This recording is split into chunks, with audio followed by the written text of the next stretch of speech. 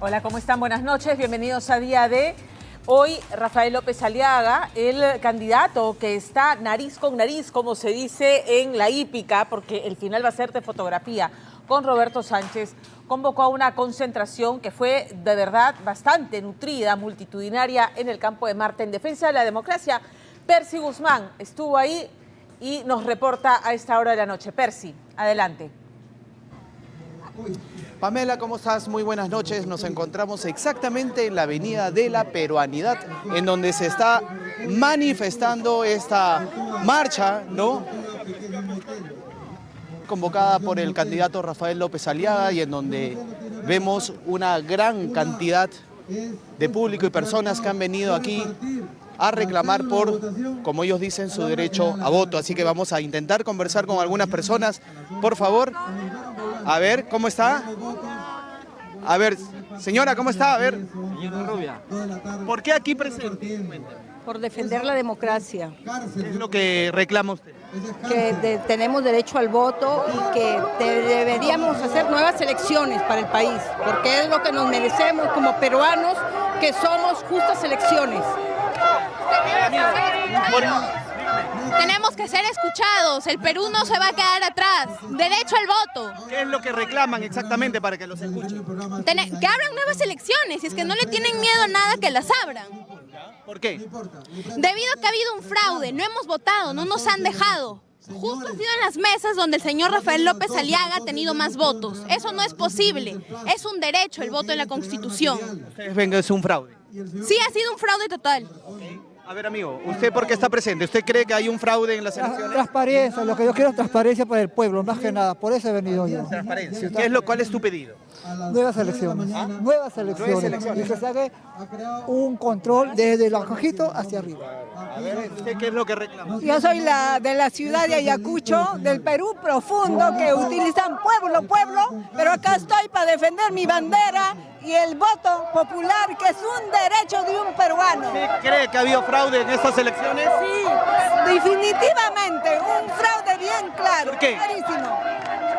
Por la culpa de OMPE, por Corbeto, y que se vaya preso. A ver, ¿cómo está? ¿Cómo está? ¿Qué tal? Usted ha sido candidata a diputada número 2. Así es, por Apurímac.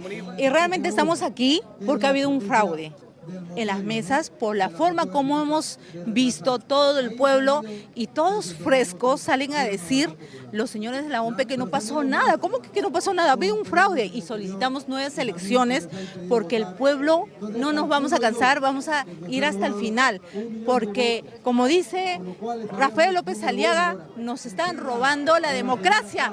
Por lo tanto, llamo y invoco a toda la población del Perú que todos nos unamos, porque nos está robando el futuro, nos está robando el futuro de nuestros hijos, y aquí vamos a estar para defender, todos unidos, fuera los corruptos. ¿Ustedes aceptan estas elecciones? ¿Aceptarían un segundo puesto en estas elecciones de Rafael López Aliaga? Tiene que haber elecciones complementarias, lo que está pidiendo Rafael López Aliaga, porque no han votado muchos hermanos peruanos. Mi esposo no ha votado, porque no estuvo instalada las mesas. Y por lo tanto necesitamos que todo se dé a luz. Si hay hermanos peruanos que son digitadores de la OMPE, salgan a hablar y digan la verdad por nuestro país, hermanos. Necesitamos que nuestro país sepa qué es lo que realmente ha pasado. Y no es la primera vez, ya es un segundo intento, hermanos. Por lo tanto, nosotros necesitamos unirnos todos. Gracias, muy amable. Gracias. Señora, la veo con la bandera, la veo con su megáfono. ¿Por qué? Porque he venido... No prenda, no se preocupe. He venido para que... ¿no? ¿Para qué? O sea, he venido para que hagan nuevas elecciones, señor. ¿Usted quiere que haya nuevas elecciones? Sí, señor. ¿Por qué, señora? Porque prácticamente es una corrupción. ¿Cómo van a impugnar los actas? La gente grita no al fraude. ¿Usted cree eso? Sí, señor, porque prácticamente ahí ha habido arreglos ya. ¿Usted cree que ha habido arreglos? Sí, señor. Bueno, Pamela, esa es la voz del pueblo que está presente aquí, justamente escuchando al candidato Rafael López Aliaga. Regresamos en unos minutos con más información y te dejo ahí unos minutos con el candidato. Así no es, no se gana con trampa. No se gana con trampa, señor acá. Usted sabe perfectamente. Y quiere validar que 80.000 peruanos con su necesita, ¿no? Por eso yo no soy político y no lo voy a hacer nunca, no soy parte de esta basura de gente, realmente, no. A mí no me metan en ese mundo. No soy político, no voy a hacerlo. Necesitamos, entendemos por supuesto la indignación, el reclamo del candidato López Aliaga respecto al rosario de irregularidades que se han reportado en este proceso electoral y la negligencia corroborada de Piero Corvetto al frente de la OMPE y varios de sus funcionarios. Pero necesitamos un lenguaje y una retórica política que una a los peruanos. La polarización, el enfrentamiento, el encono, el mirar al que piensa diferente a mí como si fuera un enemigo, no hace sino atizar el fuego de la polarización que venimos cargando con ello como si fuéramos dos Perús, un país fracturado que no se mira el uno al otro como peruanos, como miembros de una nación, sino como si fuéramos enemigos al que hay que enfrentar, atacar y aplastar. Y al final del día, quien resulte electo presidente va a tener que representar los intereses de todo. Sobre todo, mirar a quienes no les alcanzó nunca los beneficios de un Estado que se ha demostrado ineficiente y convocarlos e incluirlos y hacerlos parte de. Entonces, insultar, atacar, minimizar el racismo, el insulto, no suma a un reclamo que creo que es legítimo, que el conteo, la revisión de las actas que están hoy en manos de los jurados electorales especiales tiene que ser prístino, transparente, que se sepan los resultados para que no quede ningún resquicio de duda, porque hoy todo este proceso está camino a mirarse como un proceso deslegitimado. Ya vamos a hablar de eso. Percy Guzmán ha conversado también con la congresista Norma Yarro y vamos a escucharla más adelante, pero hablemos precisamente de esta situación en la que nos encontramos los peruanos todos comiendo ansias y mientras tanto la OMPE sigue adentrándose en el ojo de un huracán absolutamente furioso y como se decía, se entiende porque hay un rosario de irregularidades que se han registrado, que se han denunciado y la OMPE ha dicho: señores, espérense que recién para la quincena de mayo vamos a saber quién pasa a la segunda vuelta con la señora Keiko Fujimori. Son más de 15.000 las actas observadas que tienen que resolver los jurados electorales especiales. Y Piero Corvetto en el Congreso se deshizo en disculpas que claramente no alcanzaron, pero además dijo que él se fue a dormir tranquilo, como que todo lo que él había organizado iba a funcionar el 12 de abril como relojería suiza, muy lejos de lo que en realidad pasó. De hecho, había pedido vacaciones el señor, así de tranquilo supuestamente estaba. Increíble, ya esas vacaciones por supuesto han sido revocadas, ¿correcto? Ante el desmadre de las mesas que nunca se instalaron porque el material electoral no llegó y toda esa historia ya la conocen, Corvetto inmediatamente lanzó toda la responsabilidad a Gálaga, ¿no? Gálaga falló y en realidad Gálaga luego salió a decir: oye, en la madrugada estuvimos en los almacenes de la OMPE y no solamente no estaba el personal suficiente, sino tampoco el material listo para salir y repartir. Entonces aquí se están lanzando responsabilidades y es Piero Corvetto y es una serie de funcionarios y también es Gálaga y los términos de referencia del contrato. Todo eso está en investigación.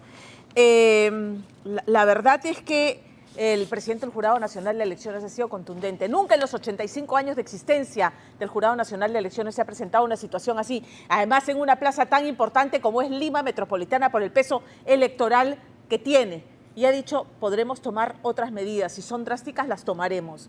¿A qué estaría apuntando? Romina Rossi tiene más detalles.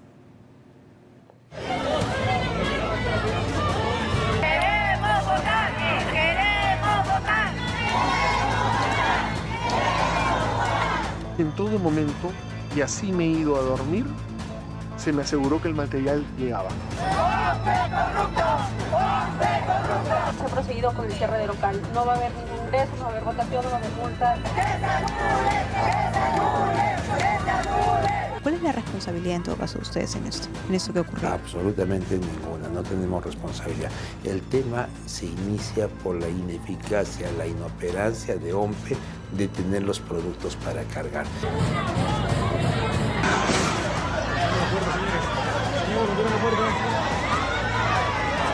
En medio de un mar de cuestionamientos, entidades públicas y privadas se lavan las manos. Las excusas fluyen en una elección anegada de dudas, mientras las preguntas quedan varadas. ¿Qué pasó y quiénes son los verdaderos responsables? Garantizamos que el material va a llegar oportunamente a cada una de las sedes para que pueda ser distribuido a los locales de votación. El 22 de marzo, camiones con cédulas electorales salían de la OMPE con destino a Cancillería para llegar a tiempo a las elecciones del 12 de abril. Ahí, Juan Fan Sánchez, subgerente de producción electoral, aseguraba que todo saldría correctamente. Hasta ese momento, él era un funcionario más de OMPE que brindaba detalles del proceso. Tras el escándalo generado el 12 de abril, su nombre tomó notoriedad. Se le atribuyó la responsabilidad detrás del caos. Fue José Edilberto Samamé Blas, gerente de gestión electoral, al que la policía detuvo el lunes siguiente a las elecciones, el que lo señaló directamente. ¿Es responsable, señor? No sabe algo que decir su familia. Samamé contó en su declaración ante la policía que era Juan Fan Sánchez el encargado de que los camiones salieran con el material.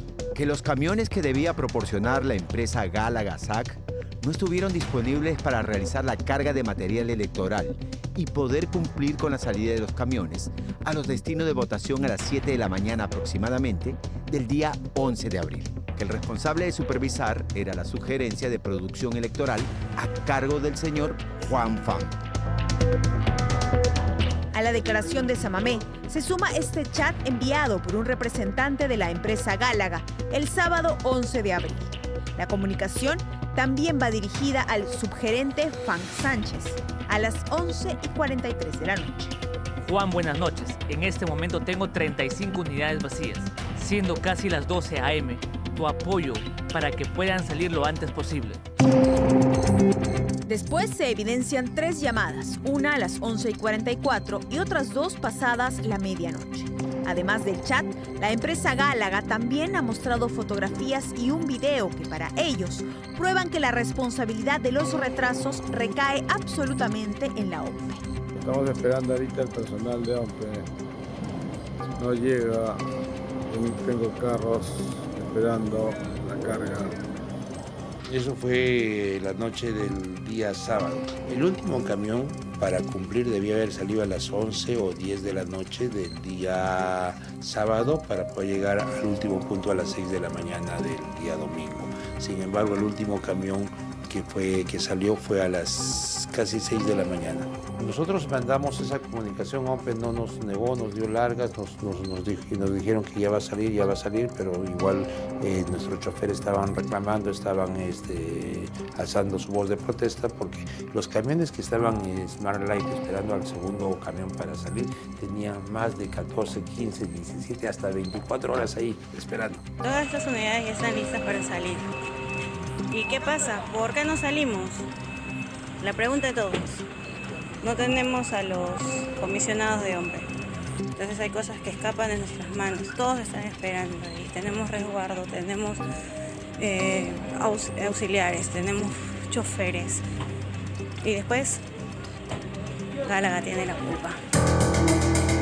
Los choferes no solo se habrían quedado esperando para salir hacia los colegios donde se realizarían las votaciones, sino también para devolver el material. El martes 14, los camiones seguían esperando retornar equipos a los almacenes de OMPE. Sin embargo, para la OMPE, las demoras no estuvieron relacionadas a su gestión, sino son directa responsabilidad de Gálaga. Nosotros le exigimos al proveedor que nos pueda dar más camiones.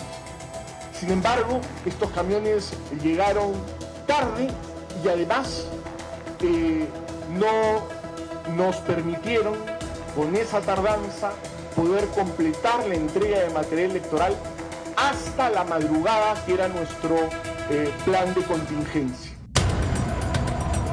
La empresa Gálaga ganó una licitación de más de 6 millones de soles para realizar un correcto traslado del material. Aseguran que cumplían con todos los requisitos, incluso en comparación con Hermes, que también postuló con una oferta económica menor. El contrato con Gálaga se firmó en marzo de este año.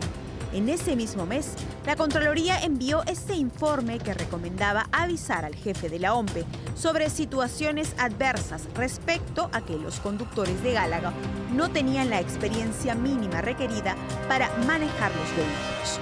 El contrato establecía 2 horarios, 10 de la noche del día viernes, 7 de la mañana del día sábado, para que esos vehículos puedan salir, porque dentro de la cantidad de rutas trazadas por la OMPE, que eran superior a un número de 200, tenía cada vehículo asignado 2, 3, 4, 5, 6, 7 rutas para dejar el material electoral.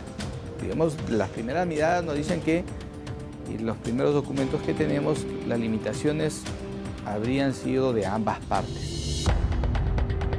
Los cuestionamientos ahora son también hacia la contratación de la empresa, el por qué se decidió por Gálaga. Si hubo problemas de nuestra parte al respecto con la empresa, se están analizando. Todas las personas que están vinculadas al tema se les ha abierto, se ha mandado a todo lo que tiene que ver con procedimientos administrativos disciplinarios para que se evalúen. Toda la información que está siendo requerida por la Policía Nacional, por el Ministerio Público y por la Contraloría General de la República está siendo entregado. Nosotros vamos a entregar la información porque tenemos que entregar la información, porque ese es nuestro compromiso. Nosotros entregamos toda la información que se nos solicita. Sumado a la demora de material, están las cajas extraviadas y encontradas en la calle, así como las denuncias de actas perdidas. Es por todo esto que este viernes 17, la Fiscalía decidió allanar los almacenes de OMPE. Existen serias irregularidades respecto del manejo y la función del ente encargado de la organización del proceso. Eso hace a que se tengan que tomar las medidas, y entiendo yo, más radicales que correspondan, pero corresponde a las autoridades efectivas. Yo hago un llamado a ellas para que hagan las acciones e investiguen, garantizando finalmente el debido proceso.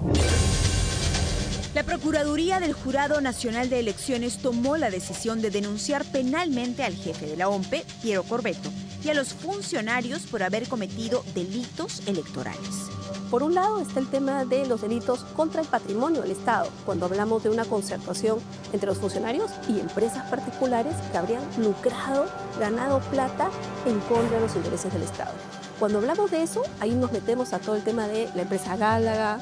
Un segundo panorama ya está vinculado a algo que tal vez es más grave, que es el tema de la frustración o la obstaculización del proceso electoral.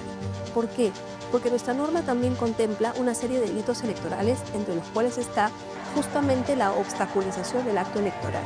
Y ahí tenemos 2 delitos, uno regulado en el Código Penal y otro regulado en la Ley Electoral, que justamente son los delitos a los que ha hecho mención el mismo Jurado Nacional de Elecciones cuando ha planteado su denuncia contra el señor Corbeto y contra otros funcionarios.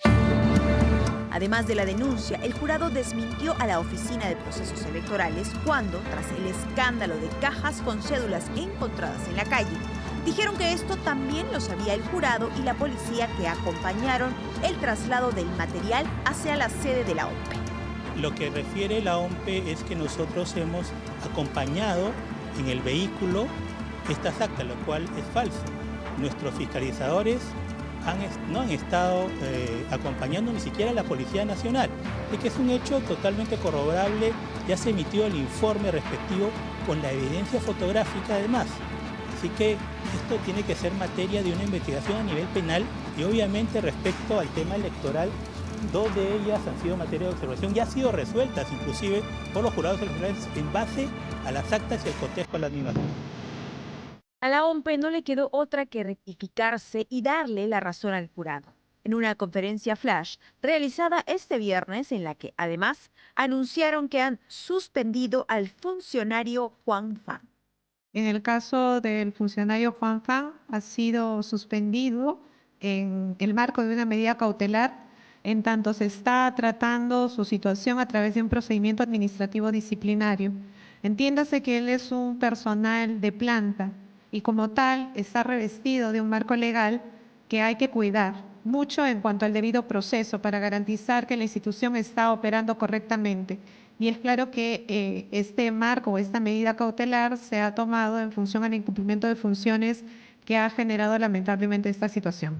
Este tema preventivo se debió ver antes, como se dice preventivo, para evitar todos estos temas. Nunca se han tenido este tipo de repente de eventos en la historia, pero que ahora pues nos deja a nosotros no solamente un sabor, sino nos deja pues de que la democracia no se ha respetado, el voto popular se ha vulnerado, el debido proceso no ha sido el correcto, nadie asume la responsabilidad, cada uno le echa culpa uno al otro, pero acá la responsabilidad es del binomio que estaba encargado de esta selección, que es la OMPE y el Jurado Nacional de Elecciones.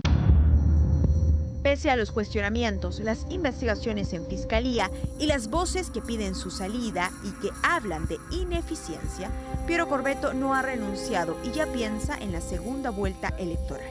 Uno aprende de sus errores, no me hubiera gustado obviamente incomodar a nadie y he pedido disculpas y las seguiré pidiendo a quienes he incomodado o hemos incomodado por una falla de carácter extraordinario. Pero acá no ha habido mala fe de ninguna manera. Acá ha habido un compromiso por respetar de manera estricta la voluntad popular. Que fallamos en un tema, fallamos en un tema. Eso no invalida la elección, eso es un evento que fue además corregido al día siguiente y los resultados que terminen de esta primera vuelta van a arrojar 2 candidatos que disputarán en junio la segunda vuelta, con la absoluta legalidad y legitimidad que tiene esta elección. Mientras tanto, los jurados electorales especiales revisan los más de 80 pedidos de nulidad. Hay 85 pedidos de nulidad, como hemos dicho, y todos se van a atender con la objetividad, transparencia, independencia y profesionalismo de todos los magistrados del Jurado Nacional de Elecciones. Tienen sus tiempos, vamos a tomar todas las provisiones y venimos trabajando arduamente y ya se están respondiendo. Sin tener aún respuesta de qué decidirá sobre estos pedidos, Piero Corvetto canceló sus vacaciones previstas para mayo. La fecha para la segunda vuelta ya está definida. Será el domingo 7 de junio. Desde el Congreso, también se busca esclarecer qué pasó en estas elecciones, que para muchos no parecen muy limpias.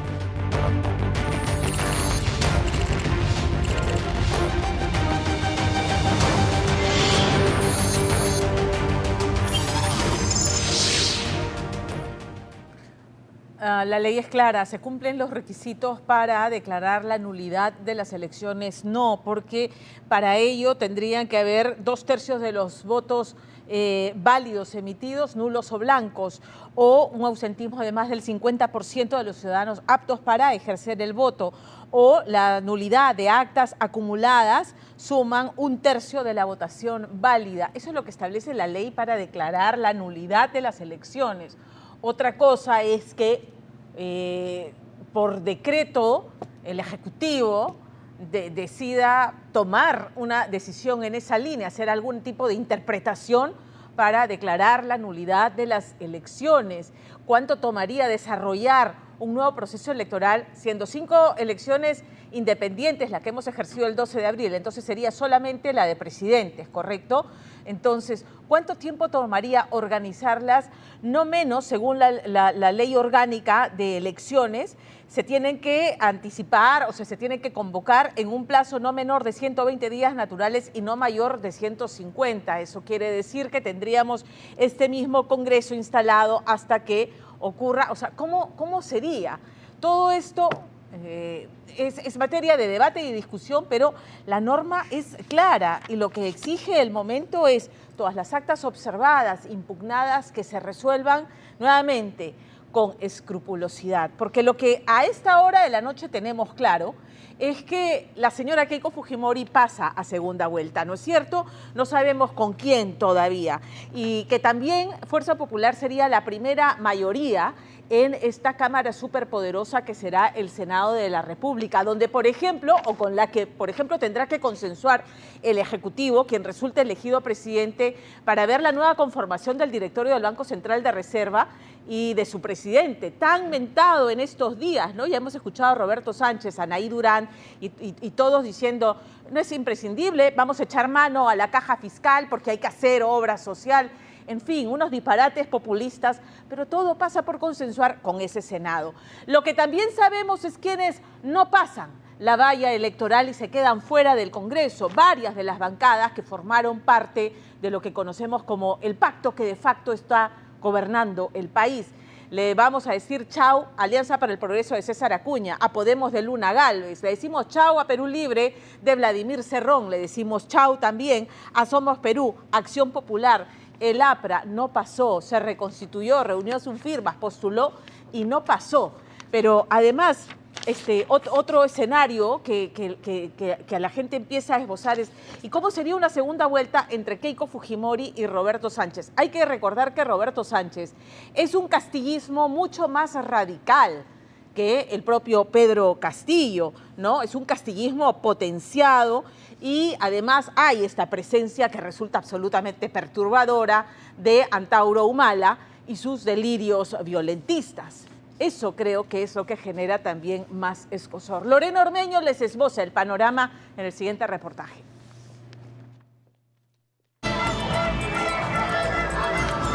Ni en Venezuela, en la dictadura de Maduro, se viste esta porquería. Vamos a convocar a todo el Perú, apenas tengamos resultados oficiales, para declarar la insurgencia civil. Así es. En una elección ensombrecida por la sospecha, la bandera de un presunto fraude se levanta entre la marea celeste. En el centro, Rafael López Aliaga incendia todo, pidiendo la nulidad de los comicios, llamando a la insurgencia. Lo que quiere la mafia es inflar, con anforazo inclusive, a un candidato radical, ¿no? Para ponerla junto a la señora de siempre. Quieren poner, ¿no?, a la señora con un panetón. Y ese panetón le va a ganar, pues. Otra vez, un panetón rojo. Y desde el rubro otros, los candidatos presidenciales se sumaron a resistirse a lo que López Aliaga llamó el panetón rojo, que para ellos representa Roberto Sánchez. No se trata de 63.000 personas, como dice este impresentable. Estamos hablando de cientos de miles de peruanos que nos han vulnerado el derecho a elegir. Nuestro rechazo absoluto a este proceso electoral totalmente viciado e ilegítimo. Desde su orilla, el candidato de Juntos por el Perú sacó del sombrero un nuevo discurso de insinuar fraude a descartarlo al pasar al segundo lugar en el conteo de la OMPE. Rechazamos de manera categórica esas palabras absolutamente irresponsables. Si uno gana, perfecto. Y si a uno le ganan democráticamente, uno tiene que aceptar. La duda marca la pauta en las elecciones más apretadas de la historia. Hoy, apenas 13.000 votos separan a la derecha de López Aliaga de la izquierda radical de Roberto Sánchez. Polos opuestos peleando por el pase a segunda vuelta, que navega inevitablemente en la pregunta: ¿hubo o no fraude electoral? Tenemos que entender que fraude es una orquesta de involucrados. El fraude viene desde incluso el Ejecutivo, Fuerzas Armadas, más de organismos que el organismo electoral, miembros de mesa. Como en Venezuela, por ejemplo. Por supuesto, ese es fraude. Pero lo que hemos tenido acá ha sido un desafortunado suceso que debió haber sido previsto, que es injustificable. ¿Cómo es posible que un tema tan importante se envía en la maletera de un taxi y después no se recupera, ¿no? Como si estuviéramos trasladando pues caramelo. Eso revela la falta de profesionalismo que ha tenido la OMPE en este proceso. Ahora, de ahí a hablar de fraude, de ahí a plantear la nulidad de las elecciones, hay un abismo, ¿no? Pero sí refleja que este señor no puede continuar en la OMPE y que además tiene que haber una total reorganización de la OMPE. Según la ley electoral, no se configura un fraude. Pero la realidad legal no es la de la calle, ante hechos tan atípicos como elecciones prolongadas hasta el día siguiente. El lunes 13, 52.000 personas votaron en Lima, sabiendo ya los primeros resultados de los comicios, mientras miles no sufragaron el domingo por la tardía instalación de las mesas. Las cifras impactan. De un ausentismo habitual del 13% en cada elección, este año alcanzó el 18%. ¿Fue falta de civismo o votantes que no aguantaron la espera y prefirieron pagar la multa? No hay una regla exacta para cuantificar este daño, pero evidentemente sí ha habido daño. Este daño no es fraude, pero sí es un daño específico a un grupo de candidatos. Aquí el impacto mayor ha sido contra Rafael López Aliaga, contra Keiko Fujimori y otros candidatos más que tenían los colchones electorales principalmente en Lima Metropolitana. Sobre todo en una elección ajustada, sí genera un margen de diferencia que pudo beneficiar a un candidato o a un grupo de candidatos, sobre todo ahorita en esta definición de segunda vuelta. Según López Aliaga, perdió 500.000 de votos. López Aliaga inició la semana superando largamente a Roberto Sánchez, que el jueves lo superó a él por estrecho margen. Renovación Popular insiste en que fue una distorsión provocada. Y hubo gente definitivamente que se fue y no volvió. O sea, ese daño es incuantificable. ¿Y cree que puede ser un error o puede haber sido a propósito? No, yo creo que a estas alturas ya hablar de errores sería demasiado ingenuo. Hay una sola función de la OMPE y ellos se preparan 4 o 5 años para estas elecciones. Entonces, que el día de las elecciones no hayan previsto que los camiones no hayan llegado a tiempo, ese día por último no duermes, pues, ¿no? Y cumples con tu función constitucional. Pero no se ha visto la mínima diligencia y todo hace suponer que incluso habría sido adrede. Hoy, con 12% de los votos, Roberto Sánchez parece estar en segunda vuelta. Sin embargo, hay más de 5.000 actas observadas que representan aproximadamente 1,5 millones de votos, aún no contabilizados y a la espera de ser revisados por los jurados especiales. Normalmente llegan por un error material, ilegibilidad, por un tema de firmas incompletas de miembros de mesa. Entonces, ¿qué se hace? Se hace el cotejo con el acta que tiene el jurado electoral especial. El procedimiento es técnico pero decisivo. Los personeros de los partidos lucharán por sumar votos y desecharlos del contrario, pudiendo incluso pedir el recuento de cada cédula que desde estas elecciones, por ley, no pueden ser desechadas. A diferencia de elecciones pasadas, el jurado electoral especial, si advirtiera que hay un problema de números de votos, lo resuelve ordenando un reconteo por única vez. No se hace 2 veces ni 3, una sola vez en presencia del Ministerio Público y en presencia de los personeros de los partidos correspondientes. ¿Y antes cómo era? Por ejemplo, recuerdo que en la elección pasada, que también estaba apretada, se decía que si, por ejemplo, alguna suma estaba mal, simplemente se anulaban toda esa mesa. ¿Era así?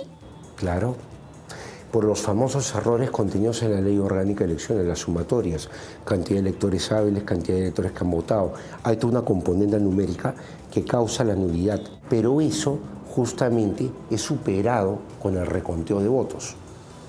Algo que, reitero, es muy saludable. Y para proteger cada voto, es responsabilidad de la OMPE conservar las cédulas por 90 días.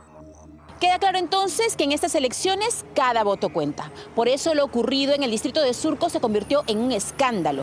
El 12 de abril, miles de personas llegaron a sufragar en este colegio del distrito de Santiago de Surco. Al final de las votaciones, las cédulas debían guardarse para hacer un reconteo en caso hubiera alguna observación en el Jurado Nacional de Elecciones. Sin embargo, e increíblemente, días después, los votos de 4 mesas aparecieron literalmente en la basura. Este escándalo, que ya ha traído ramificaciones civiles y penales, pudo impactar en el resultado de los comicios. Y es que las actas de las 4 mesas aparecen en el portal de OMPE como observadas y enviadas al jurado electoral especial, 2 de ellas con la votación presidencial cuestionada. Al no encontrar esas actas dentro del grupo no se podrían recontar, por lo tanto se perderían esos votos. Claro. Serían aproximadamente 500 o 600 votos. Entre 800 y 1200. Son 4 actas, 4 mesas, y más o menos cada una entre 200 y 300 electores. Y en unas elecciones tan apretadas como esta. Correcto. Una elección como la que tenemos se gana por un voto, por un voto. Y en la disputa por cada voto, el origen de las actas es determinante.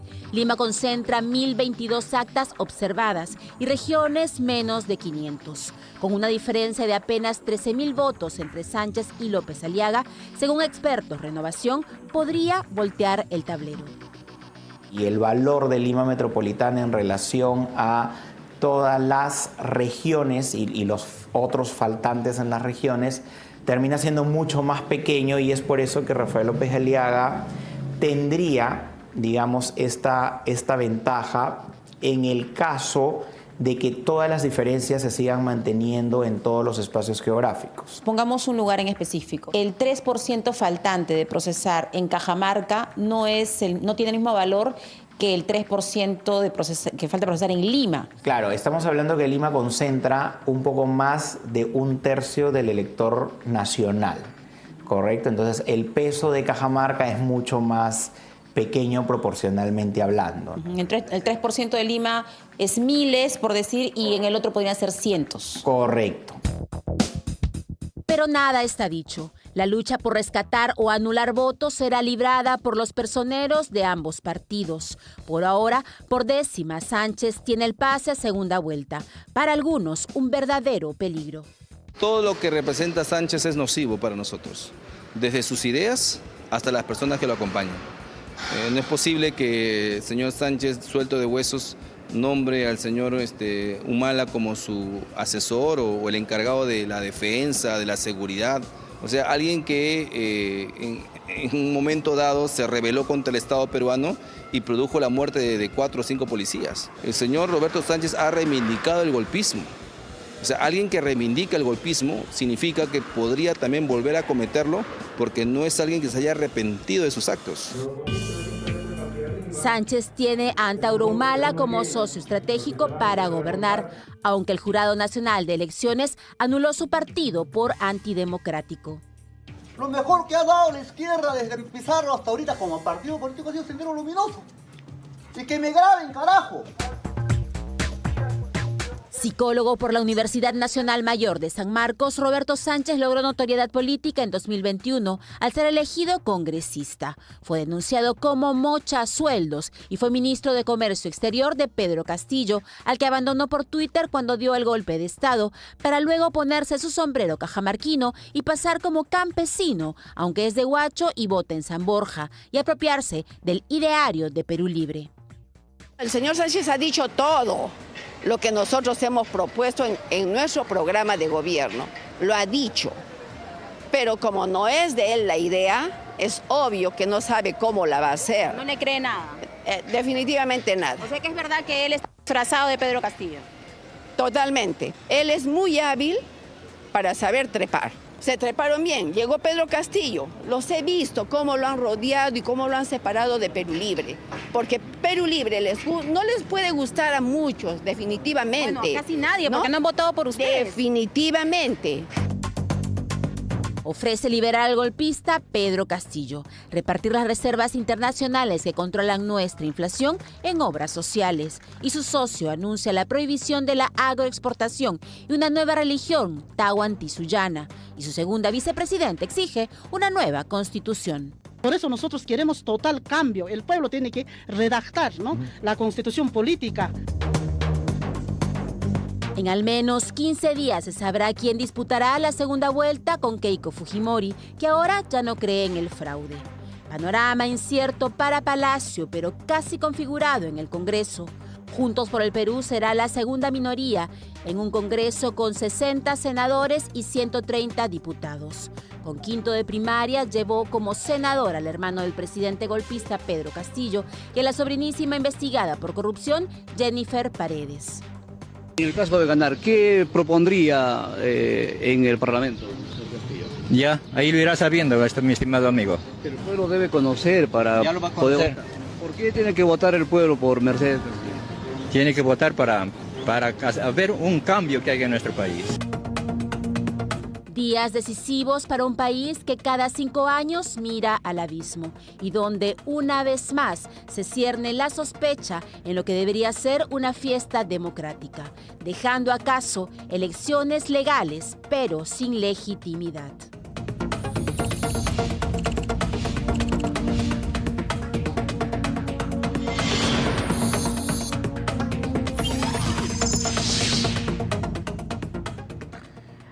A mí lo que me resulta una sorpresa es que hayan personas que se sorprendan de que Roberto Sánchez haya llegado a esta posición en la que se encuentra ahora, peleando el segundo lugar con Rafael López Aliaga, político astuto, que pudo haber sido denunciado constitucionalmente por este Congreso de la República que le salvó el pellejo, porque el señor Sánchez estuvo hasta el final con Pedro Castillo, cuando dio el golpe de Estado, cuando se dio cuenta que fracasó y que lo detenían por Twitter, se apartó. Castillo lo perdonó y le prestó el sombrero chotano. Y sabe que es una ruta que le conviene porque recoge el voto de reivindicación de Pedro Castillo y de revancha de quienes votaron por Pedro Castillo, porque quienes están en esta línea, están en esta versión afiebrada de la realidad, de que a Pedro Castillo se le dio un golpe de Estado y no que él fue el golpista. Entonces, lo que ha hecho Sánchez astutamente es capitalizar precisamente el rencor, la revancha y esa otra parte del país que se siente permanentemente ninguneado por la clase política que gobierna. ¿Dónde está la sorpresa de que hoy Pedro Castillo, el sombrero chatano, de que Roberto Sánchez esté en esta posición? Si uno ve el mapa electoral, entonces se dará cuenta que es el sur del país, refractario a Dina Boluarte y a toda la clase política. Cada vez que un congresista ha pretendido ir al sur, lo han echado figurativamente a patadas. Entonces, ¿dónde está la sorpresa de que él iba a capitalizar ese voto? No hay sorpresa, pero el Congreso decidió blindarlo, no inhabilitarlo, no denunciarlo constitucionalmente, que sí hicieron con Betsy Chávez. Y las cosas regresan como un boomerang, ¿no es cierto? Bueno, vamos nuevamente al campo de Marte. Percy Guzmán ha estado siguiendo esta concentración que ya dije ha sido multitudinaria, convocada por Rafael López Aliaga. Conversó con Norma Yarrow y con Lourdes Alcorta, ambas ya fijas para la nueva conformación parlamentaria. Percy. ¿Cómo está? Buenas noches. ¿Cuál es el pedido de esta noche? ¿Por qué la convocatoria? Por el fraude que nos han hecho, porque nos han robado la votación a miles de peruanos, a miles de limeños que no han llegado a la votación, que no han abierto las mesas, que han roto las cédulas, que las han quemado, que las han destruido, que las han encontrado los basureros. ¿Qué más quieres con eso? Encima han comprado computadoras que no han sido utilizadas, no ha habido cadena de custodia, ha sido una desmadre, una desgracia. Y lo que estamos defendiendo es los votos de los peruanos. Ya no es un tema de renovación, es un voto del país, es un tema del país, por eso que estamos acá. Esto ya no es un tema netamente de renovación, sino ya general. Del país, pero estamos defendiendo los votos de la gente que no ha votado, que los han engañado, que los han estafado. Eso es lo que estamos defendiendo. Eso es lo que estamos haciendo, votar por la gente. Estos candidatos que han estado acá deberían salir, esos que van a los cerros, que van por todas partes, haciendo el oro y el moro, deberían salir a reclamar el voto de toda la gente. No estamos reclamando el voto de todos, no solamente de los que pueden estar con renovación, sino el voto de todos que no han votado, que les han impedido votar o que no han llegado a la votación, sinceramente, ¿no? ¿Usted cree que es un fraude? Bueno, todas las evidencias te llevan a eso. ¿O qué cosa crees que saber tú? Te devuelvo la pregunta. No, yo te la devuelvo. A ver, ¿qué piensas tú? Yo te la devuelvo igual. No, vamos a quedar mañana. El pollo y la gallina. No, estamos caminando justamente a eso. Vamos a ver. ¿Y hasta dónde van a pelear en todo caso? Eso depende. ¿Tú crees que podemos estar a una semana al 93% del resultado? ¿Tú crees que podemos estar ahí? No, entonces ahí tienes la respuesta. No podemos estar al 93%. No hay respuesta de nada. Es un desastre todo. Entonces, ¿qué hacemos? ¿Nos quedamos de los brazos cruzados? No es posible que en un país a la semana no tengamos resultados. En cualquier país más primitivo al día siguiente teníamos resultados. Chile a las 8 de la noche tenía un resultado. Lo que pasa es que las ganas de mando se las han encargado a la policía y no a las Fuerzas Armadas. ¿Cómo es posible que trasladen las cédulas en combis, en microbuses, en todo lo que han encontrado? La chica que fue la gente que fue a Neveto La mujer mintió en cómics, no es posible. Buenas noches. Bueno, se hizo la convocatoria. ¿Cuál es el pedido de ustedes? El pedido, lo ha dicho claramente Rafael López Aliaga, que se hagan unas elecciones complementarias para aquellas personas que no pudieron votar. No es que hubo ausentismo, hubieron mesas que no se abrieron y hay personas de la tercera edad, por ejemplo, que no pudieron ir a votar. Es un pedido que le exigimos al señor Burneo como ente fiscalizador. Traten de hacerlo, eso es necesario hacerlo de todas maneras. Y lo segundo es que nos permitan visualizar las actas. No tenemos acceso a ellas y eso es un tema que también tiene que ver el Jurado Nacional de Elecciones y el fiscal de la Nación que inicie sus procesos una vez de investigación sobre este a todas luces viciado acto electoral. ¿Usted cree que es un fraude estas elecciones? Yo no podría decir fraude, yo te diría que esto es una especie de vicio en ciertas regiones, una de ellas ha sido Lima Metropolitana, sin discusión alguna. Es un sabotaje, yo diría que esto es un sabotaje al peruano que libremente fue a votar. ¿Cuánto es el perjuicio en votos? Más o menos tienen un cálculo. No, cálculo no tenemos, pero en ausentismo estamos más del 38%. Pero nosotros hemos recabado y hemos puesto línea de comunicación donde todos nos indican que fueron a votar, pero la mesa no sabría pasar a las 2 de la tarde. ¿Y esos votos qué hubiera pasado si se hubiesen dado? De repente estaríamos en otro escenario. Lo que nosotros queremos son unas elecciones limpias. No importa el color naranja, amarillo, azul, rojo, no importa. Queremos que el peruano se sienta con el derecho de la libertad del sufragio. Y eso es lo que le impidieron. ¿Hasta cuándo van a luchar? ¿Hasta dónde van a luchar por esto? Todo lo que sea necesario. Pero te digo que esa izquierda radical, esa izquierda comunista y ese señor Sánchez, que él lo conozco yo, te digo, él estuvo en el golpe Pedro Castillo. Si queremos ver a Antauro Humala como ministro del Interior, esa sería otra historia. Un ataque a policías. Si queremos ver a Maribí como un ministro, ese es un ataque a nuestra propia democracia. No podemos nosotros pensar que Antauro Humala puede ser ministro del Interior. Yo le digo al pueblo peruano, reaccionemos, no hay vuelta atrás, necesitamos fortaleza, unión, y que la segunda vuelta no importa quién gane, pero que no gane la izquierda radical. Una última, ¿el sabotaje quién lo ha perpetrado? ¿Usted cree? ¿Quién cree? ¿El sabotaje? Le pregunto a usted. Bueno, mi pregunta es, yo te la respondo, el sabotaje ha sido un armado de diferentes factores.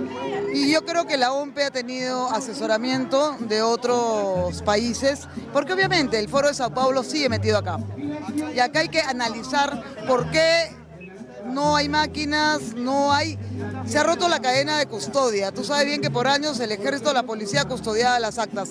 Ha salido el mismo Jurado Nacional de Elecciones a desmentirlo. Entonces, ¿qué cosa estamos viendo acá? ¿Qué hemos visto? Que todas las mesas no se abrieron, le decían, no pagas tu multa, anda vete.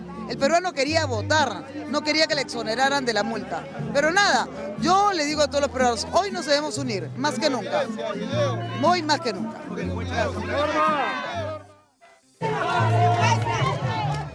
Muy buenas noches, Pamela. Nos encontramos de nuevo aquí en la Avenida de la Peronidad. Acaba de terminar esta movilización convocada por el candidato Rafael López Aliaga. La gente ya se está retirada y vamos a ver qué opinan de lo que dijo. ¿Qué opina de lo que ha dicho el candidato Rafael López Aliaga? Estamos muy de acuerdo. Que estamos muy de acuerdo. No debe haber fraude. Esto es un fraude. Hay demasiada... Por supuesto, hay mucha evidencia. Nunca en tantos años de electoras hemos tenido estos problemas. Lima, teniendo todo, ¿cómo es posible que no haya habido luz, internet, papel, tantas cosas? Ya basta. Últimas consecuencias. Este fraude ya no se debe permitir. La OMPE ya debe dar el 100% del voto del pueblo popular y es importante que ya se salga a la luz el 100% de las elecciones. Así que vamos a defender la voluntad popular. No dejaremos que nos roben el voto. No al fraude. ¿Hay fraude? ¿Ah? ¿Hay fraude? ¿Ha habido fraude en estas elecciones? Hay actos preparatorios para el fraude, para que Porqui no pase a segunda vuelta. ¿Y qué es lo que piden? ¿Qué es lo que piden para que se respete el voto, que lo que la gente votó realmente se cuente y no como sucede actualmente. Pedimos a la OMPE el 100% de los votos, el 100%. Ya tenemos una semana y hasta ahorita no hay el 100%. Exigimos... ¡Tenemos derecho! vamos a permitir, no vamos a permitir que nos roben el voto, que tanto el pueblo peruano hemos acudido a votar por nuestro Porqui, y no vamos a permitir que nos roben, carajo, y viva el Perú. ¡Marcha nacional hasta las últimas! No podemos ser la vergüenza de América Latina, esto es una vergüenza, tiene que haber elecciones justas. La voluntad del pueblo peruano se respeta, ¡no al fraude! ¡Viva la libertad, carajo! No vamos a permitir un fraude más, jamás, jamás en mi país no.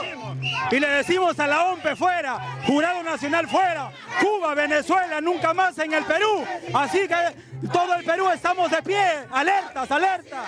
Bueno, esa es la sensación, Pamela, que tenemos del pueblo, del público que ha venido aquí a acompañar a este llamado que ha hecho el candidato Rafael López Aliaga. Ellos aducen y dicen que hay fraude y piden nuevas elecciones. Pedimos la intervención, internacional de Estados Unidos. Piden intervención internacional, piden nuevas elecciones. Te dejo con esto, Pamela, y con la gente alzando su voz de protesta.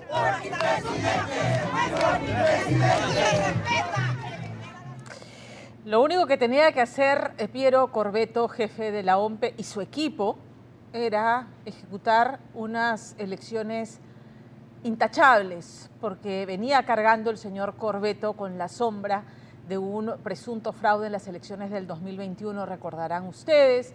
No hubo pruebas suficientes o no hubo pruebas que lo demostraran, pero ya la sombra de sospecha sobre la gestión de Corvetto estaba ahí.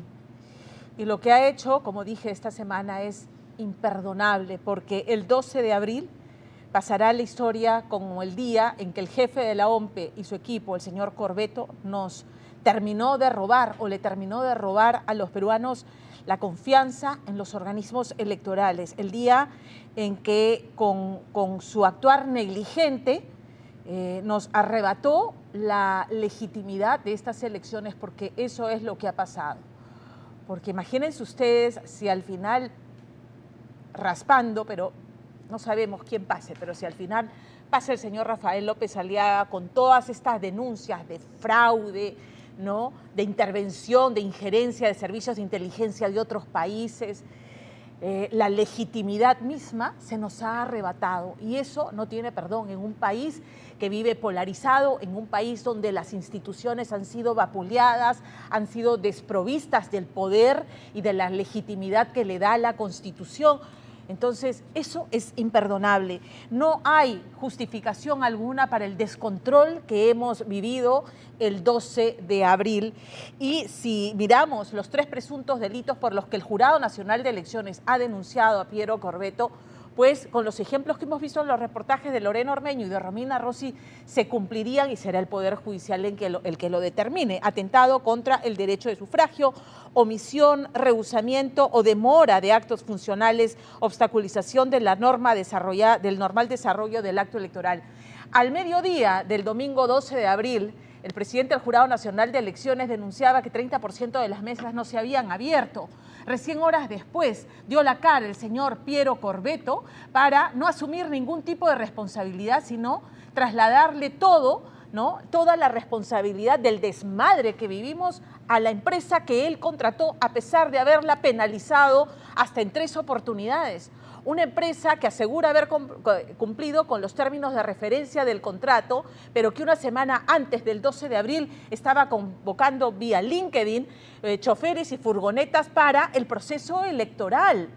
Además, en un proceso de contratación que uno no entiende por qué descartaron a una empresa internacional con trayectoria en función del metraje de las cabinas. Lo que hay es la sensación de presunta corrupción para elegir a Gálaga y no a los que quedaron fuera. Pero además está la actuación misma de Corvetto. ¿Dónde estuvo el plan B para subsanar lo que ya al mediodía se sabía? Tuvo que lanzar este salvavidas al Jurado Nacional de Elecciones, instalando mesas al día siguiente y rompiendo la unidad del acto electoral. No somos los periodistas abogados, toda la semana hemos discutido el tema. La verdad es que el tamaño del daño que ha hecho a este proceso Piero Corvetto, la OMPE, los funcionarios involucrados en el tema, es inconmensurable, porque lo que ha hecho nuevamente es medrar la confianza de los peruanos en el organismo electoral en su conjunto, Jurado Nacional de Elecciones y OMPE. Es mellar la legitimidad de las elecciones y es afectar la institucionalidad del país. Y eso, señor Piero Corvetto, yo no sé si estará durmiendo tranquilo, es imperdonable. Nos vamos a la pausa y vamos a regresar para hablar de esta mujer que vivió, es increíble, pero vivió a doble atentado contra su vida. Primero, un sicario intentó asesinarla de 5 balazos mientras caminaba en la vía pública, se salvó. La segunda vez las balas la alcanzaron y vivió para contarlo y tenemos su testimonio. Vamos a regresar con eso. Es pavoroso. En Lima uno puede contratar a un sicario según las necesidades del cliente y si el sicario, el gatillero, no cumple, como ocurrió en el caso que van a ver esta noche, que fue el gatillero contratado para asesinar a una mujer que por primera vez da su testimonio aquí en Día D, pues le pagan la mitad. A ella le desarrajó 5 tiros. Uno le impactó en la cara, la ha dejado sin visión en un ojo, otro en el cuello, otro en la espalda, otro... Las imágenes del ataque son perturbadoras porque ella se da cuenta que el sicario viene empuñando el arma, entra a su edificio buscando resguardarse, pero sin éxito. Aún tiene una bala alojada en el cuerpo y lo más increíble en este caso es que es la segunda vez que sobrevive a un ataque de gatilleros y ella señala directamente al padre de sus hijos como el hombre que ha ordenado aniquilarla y dice por qué. Porque esta persona que padecería, porque eso es lo que ha dicho ante la policía, padecería de una cirrosis terminal, lo que no quiere es que ella y sus hijos hereden sus bienes. Tenemos la nota con Richard Apolo. Una bala cruzó para mi rostro. Acá. ¿Salida es eso? Salida. O sea, ¿cruzado toda la cara? Sí, cruzó toda la cara. Acá tengo una masa de huesos rotos. Yací Sangama está viva, de milagro. Este de aquí Uno. es uno. Este fue un roce, pero bastante, porque se ha llevado bastante piel. ¿El de aquí también, señora? Sí. ¿Dónde más tiene usted? Aquí tiene uno. Un orificio, ¿no? Entrada. Este tiene entrada y salida. Sí, por los pulmones. ¿El de acá? Sí. Al parecer es porque tiene una alojada usted todavía. ¿Qué le ha dicho el doctor? Entonces en evaluación sí me la van a sacar. 2 operaciones pendientes ya tengo. O sea, aquí tiene Aquí está una bala. 5 balazos disparados por el sicario la mañana del 24 de marzo último dejaban claro que este buscaba asegurar el encargo mortal. Salí a dejar a mi hijita en la movilidad. Mi hijita sube a la movilidad. Yo giro, doy la vuelta para ingresar a mi condominio. Cuando veo un sujeto que viene apresurado, algo tenía en la mano escondida, venía con capucha, con gorra. Ya, ¿usted lo ve? Lo veo y empezó a correr y él venía más rápido. Cuando empieza a correr, usted Yo me intuye asusto, algo. sí, yo me asusté Ya. y corro hacia el condominio y ahí es donde me dispara, se mete al condominio y ahí es donde me empieza a disparar, ¿no? Pero ya en la carrera ya comienza a disparar. Sí. Porque supongo yo que esas son las que recibe usted en la espalda. Solo faltaba el tiro de gracia, esa última bala que acabaría con la vida de la madre de 2 menores de edad. Pero un ligero e involuntario movimiento por parte de la mujer terminó salvándole la vida. ¿Usted ingresa? Ingreso. ¿Se cae? Me caigo, sí. Ajá. Y ahí es donde muevo la cabeza y no me dispara. El cerebro me dispara en el rostro. Por eso que ingresa acá. Él tiene intención de dispararme acá en la sien, en la cabeza, para matarme. Pero yo muevo la cabeza, con mi desesperación me caigo, ¿no? Y la pistola apunta en este lugar, aquí, costado de mi ojo, y sale por acá. ¿no? Si no hubiese hecho ese movimiento, señora. No estaría viva. Lo primero que pensé, no me quiten la vida, tengo 2 hijos. Yo soy la que siempre estoy pendiente de ellos. Fíjense.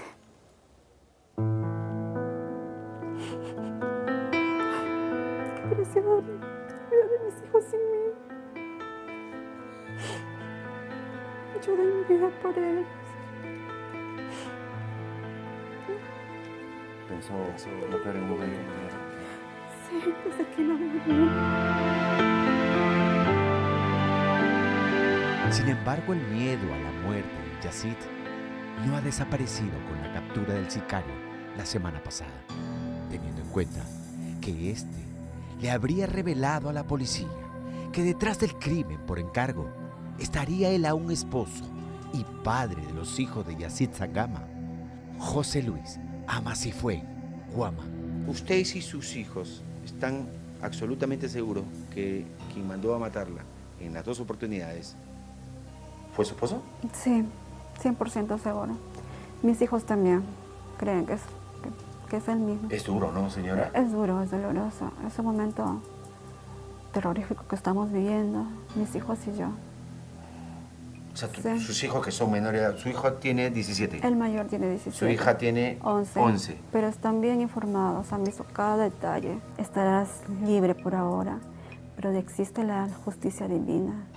Dios hará justicia, la Virgen María. Por favor, di la verdad. No mienta. Son tus hijos que se podrían quedar sin mamá. No puede existir una persona tan mala. Tú eres el papá. Estas fotografías corresponden a los 2 teléfonos incautados al sicario Mauricio Cabrera, aquel que en la mañana del 24 de marzo último tenía el encargo de acabar con la vida de Yacit Sangama. Cuando esta semana la policía y fiscalía visualizaron el contenido de uno de aquellos teléfonos, lo que encontraron fueron comunicaciones, llamadas y videos claves sostenidas por el sicario con alias el Negro, el hombre que, según le dijo a la policía el propio sicario, habría sido el intermediario entre él y el presunto autor intelectual del crimen, que hoy es investigado. ¿Y te contactó? Una mitad es una que hacer. ¿Ah? Una mitad del señor José.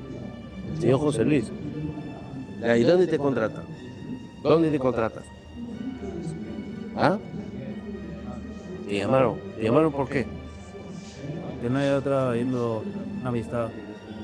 Ya, ¿y cómo seleccionas a la víctima? ¿Quién te da la información para saber la ubicación de la víctima? Me dice creo que está en ese edificio, me traen una foto de edificio. Lo que dice el sicario es, a mí me contrata un amigo del señor José Luis, no directamente señor José Luis. Este negro que estuvo recluido con él, supuestamente, en el Urigancho. ¿Cuánto ha avanzado esas investigaciones, señora, por saber quién es este negro, ese intermediario?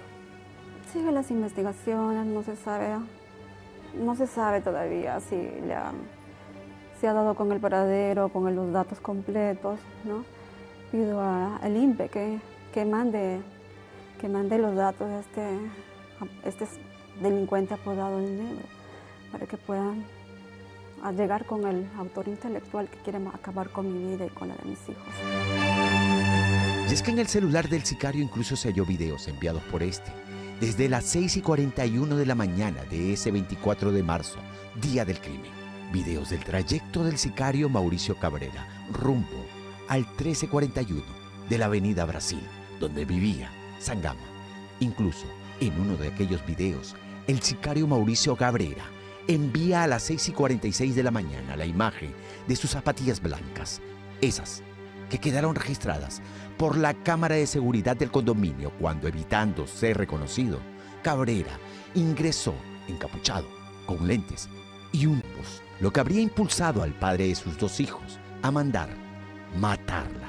Hace 4 años firmé hojas en blanco, me hizo firmar hojas, 6 hojas en blanco me hizo firmar. Firma, huella y DNI me hizo firmar. ¿Cómo así fue? No sé qué habrá puesto con esas firmas, qué habrá hecho con esas firmas, eso es lo que no sé. Que ahora me estén persiguiendo, que quieran acabar conmigo. De repente tengo otros bienes a mi nombre y yo no sé. Puede ser un motivo, porque él dijo de que le quedaban pocos años de vida. Le dijo a mi hijo mayor, pienso de que no quiere a la mala dejar a los niños sin madre y seguramente recuperar sus bienes y propiedades. Cuando las cámaras de seguridad del municipio de Jesús María captaban la mañana del 24 de marzo la huida en bicicleta del sicario Mauricio Cabrera, en el condominio del 1341 del mismo distrito, su víctima, Yacit Sangama, a la que Cabrera acababa de dispararle 5 balazos, luchaba ahora por mantenerse con vida. La imagen llega hasta cuando usted se cae, él se va, usted se levanta. ¿Qué sigue a continuación ahí, señora? Pido auxilio. ¿Se levanta? Sí, desde ese momento con este ojo izquierdo ya no veo, no veía ya. Yo pido auxilio, ya viene la ambulancia a llevarme. Baja mi hijito y me vio.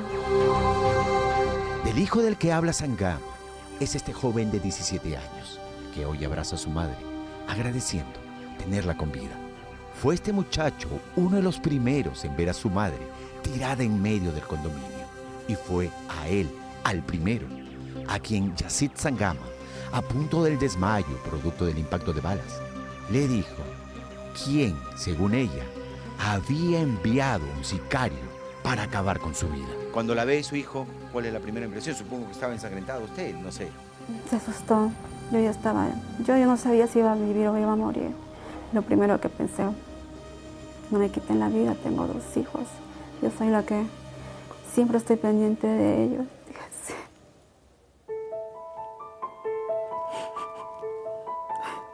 ¿Qué hubiera sido de mis hijos sin mí? Cuando usted estaba así, le dice a su hijo, ¿quién ha sido? Sí. O sea, ¿ahí mismo? Ahí mismo. ¿Qué le dice a su hijo?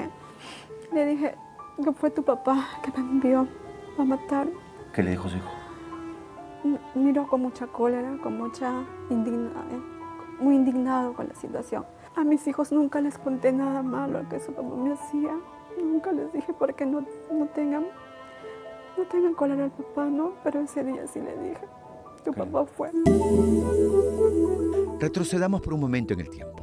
Es el 2008 y Sangama se casaba tras 2 años de noviazgo con José Luis Amasifuen, a quien había conocido cuando ingresó a trabajar en la fábrica que por aquellos años tenía la familia de Amasifuen. Aunque según Sangama los problemas con su esposo siempre existieron, estos, dice, se agravaron a causa del problema con el alcohol que refiere Amasifuen tenía. ¿Desde cuándo empiezan los problemas, me dice usted, con el alcohol que tiene su esposo? ¿A qué punto llegó? Desde que salí embarazada de mi primer hijo. ¿Ya? Sí, le gustaba ya tomar con frecuencia, a veces todos los días, y no venía a casa. Hasta incluso ha habido un tiempo que le llevé a Alcohólicos Anónimos. ¿A ese extremo? Sí, con la finalidad de salvar mi matrimonio, mi familia, que mis hijos no queden sin padres, ¿no? O sea, no separarme. Me parece que nunca le interesó tener una familia. Y si bien cuenta los problemas con su esposo continuaron, el punto de quiebre para ella fue el 2022, cuando se separó de él y lo demandó por alimentos. Usted le interpone en el 22 lo de alimentos, estamos 26. ¿Qué ha pasado en ese interín? Estuvo cumpliendo hasta el 2024. ¿Ya? De 25 ya no cumplió con la pensión. Justamente un 6 de marzo, un viernes, me llega un documento informativo a mí contra el señor José Luis Amasifuen, que hace caso omiso a la demanda. Si no cumple con la pensión de alimentos, hace caso omiso, pasarán a otras instancias la denuncia. Solo 4 días después, cuenta la mujer, sufriría a manos de 2 sicarios el primer intento de asesinarla. ¿También en Jesús María? En Jesús María. ¿En qué circunstancias se dio? Yo regresaba a dejar a mi hijita por la avenida Cuba, regresaba a mi casa. Pero de repente, una moto. ¿Usted los ve? Yo los veo en la moto. ¿Eran 2? Eran 2, Okay. Me dispararon como 5 veces, pero no me cayó porque estuve ahí en unos arbolitos en la misma avenida. Había unos arbolitos, había un poste, entonces yo corro, desesperada, a pedir auxilio. Y me ayuda un serenazgo. Ahora, esos 2, ¿cuánto avanzó esa investigación, señora? Eso que fue 14 días antes del segundo atentado. ¿Qué se sabe de esos sicarios que intentaron asesinarla la primera vez? No se sabe nada porque no me dijeron nada. Aquel 10 de marzo, según Yacit, le dejó claro a ella que su esposo, dice, intentaba como de lugar eliminarla. Por eso, cuando el 24 de marzo, 10 días después del primer intento y desde una cama del hospital donde fue evacuada de emergencia tras el ataque del sicario Cabrera, Yacit no dudó en decirle a la justicia que para ella, su esposo y padre de sus hijos, era el autor intelectual del crimen. Tras el sicario Cabrera fue capturado, el panorama para Ama Cifuén se habría complicado. Hoy la justicia está en busca del nombre real de alias El Negro, aquel que según el sicario Cabrera lo contactó para el trabajito entre comillas. ¿Quién te contrata encima? ¿Su pareja de la señora? Creo que tienen ahí algo que... Porque a él también lo detuvieron, pues, lo han soltado. ¿No han soltado? Claro. ¿Él te contrata? ¿O quién te contrata? Mediante otra persona, no sabría así. José Luis Ama Cifuén, dime la verdad de cuántos bienes más soy propietaria, que me has hecho quizás firmar. Como eres mi esposo, siempre yo te hice caso a lo que tú me decías. No mientas, son tus hijos que se podrían quedar sin mamá. No puede existir una persona tan mala. Tú eres el papá de los 2 niños, los tuvimos dentro del matrimonio. Mis hijos, no sé si te volverán a hablar, están muy dolidos porque les quisiste quitar a la madre.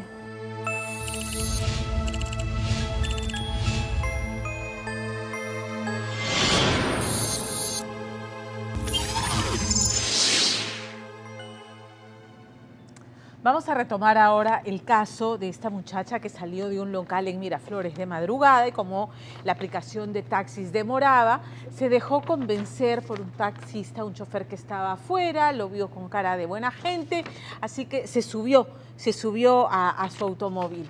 Y luego apareció tirada en una calle oscura de La Victoria. La habían robado, pero lo más grave, lo más dramático es que tenía signos de haber sido agredida física y sexualmente. A la muchacha la habían violado y simplemente no recordaba nada. En su memoria solamente guarda retazos de lo que ocurrió esa madrugada y lo ha podido reconstruir porque hay una cámara de seguridad que logra identificar la placa del automóvil detenido frente a una luz verde y se ve que el conductor le ofrece insistentemente una botella de agua a la víctima, algo que ella bebe y luego la inconsciencia total. La víctima hizo su investigación y logró dar con quien ella señala como su agresor, Rubén Carvajal Gutiérrez, un sujeto que tiene prontuario y cuyo vehículo, con esa placa, está involucrado en otro hecho similar en el año 2024. Pero la policía detuvo a otra persona que esta noche asegura que lo sembraron, que es inocente, y mientras tanto a quien la víctima señala como el responsable sigue en libertad, sin orden de detención, como si no pasara nada. ¿Quiere saber por qué? Se lo cuenta Romina Rossi. Gracias. Un ratito, pues. No, hijo, ándale más.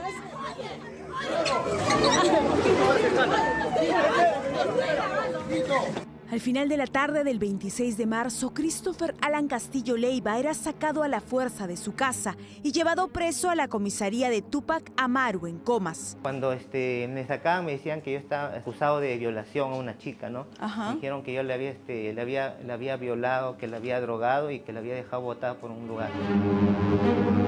Tras varios días, ha vuelto a la casa de donde lo detuvieron y cuenta su verdad, que tuvo que ver con el abuso a una joven de 30 años que abordó un taxi en Miraflores y fue arrojada inconsciente en La Victoria. Que tiene que ver Alan Castillo con una presunta organización criminal. ¿No estás involucrado en nada? En nada, señorita. Yo más me dedico a mi trabajo, a ver a mi familia, a mi hija, nada más. ¿Conoces de casualidad a Rubén Carvajal de algo?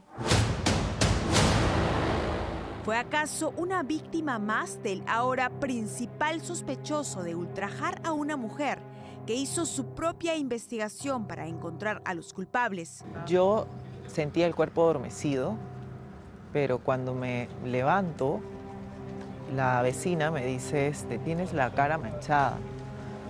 Y me dice, ¿quieres entrar a mi casa? Me lavé la cara y ahí tenía un poco más ya de conciencia. Me voy a sus servicios a orinar y le digo, me está doliendo todo el cuerpo.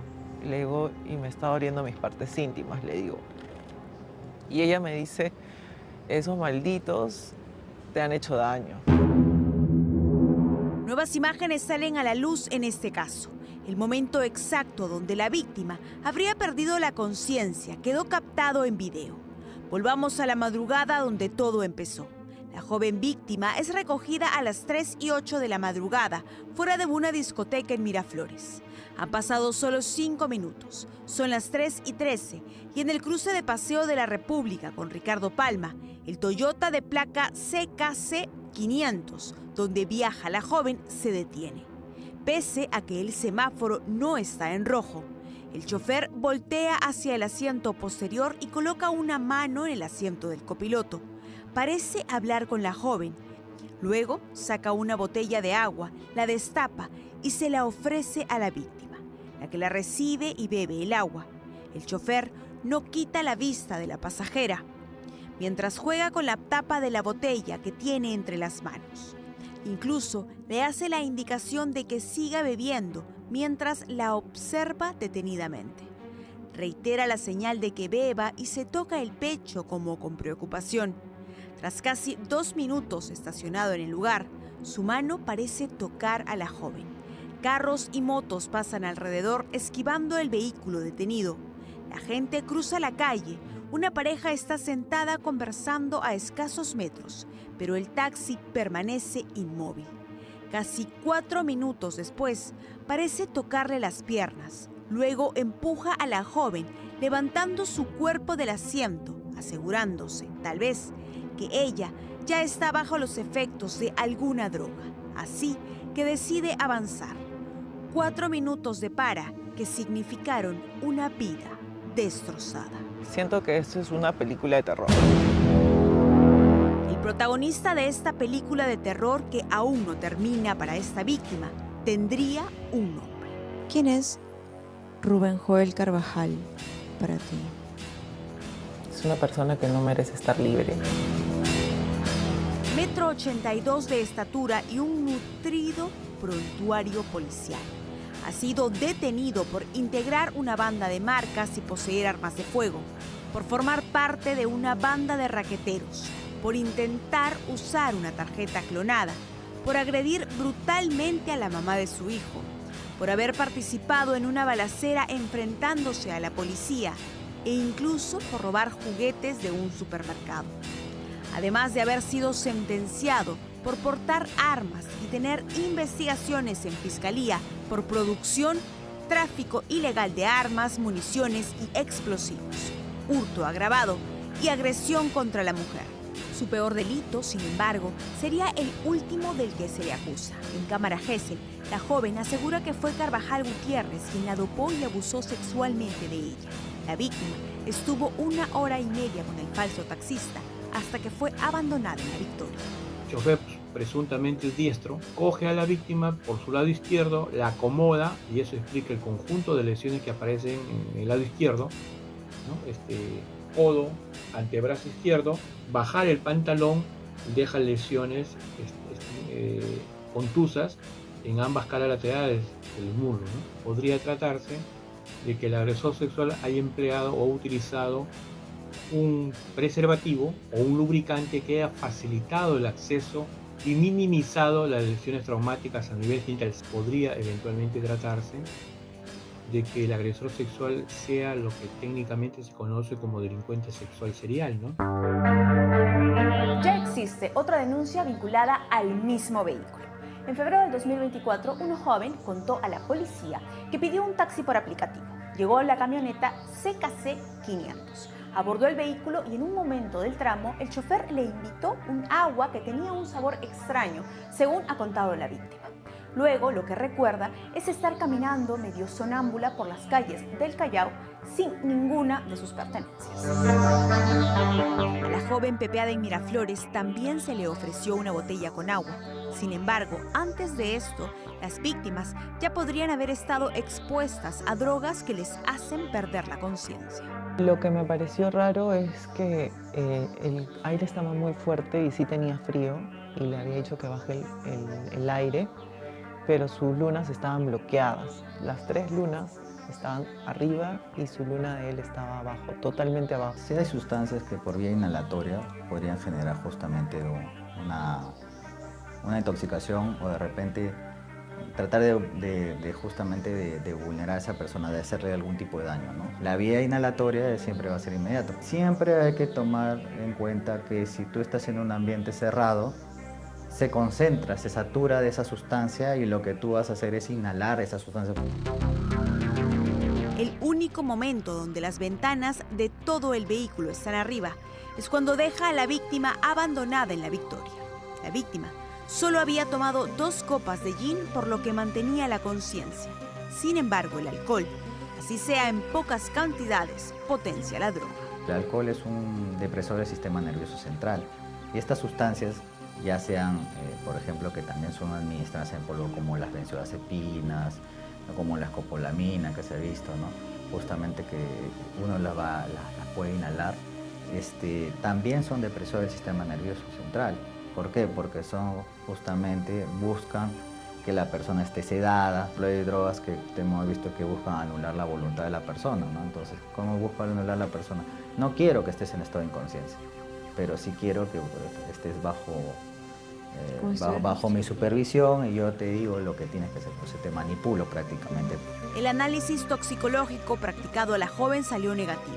Ella cuenta que tras el examen de médico legista le dijeron que podía retirarse y que fue ella quien a las 7 de la noche decidió volver a la comisaría para pedir que se le practique el toxicológico.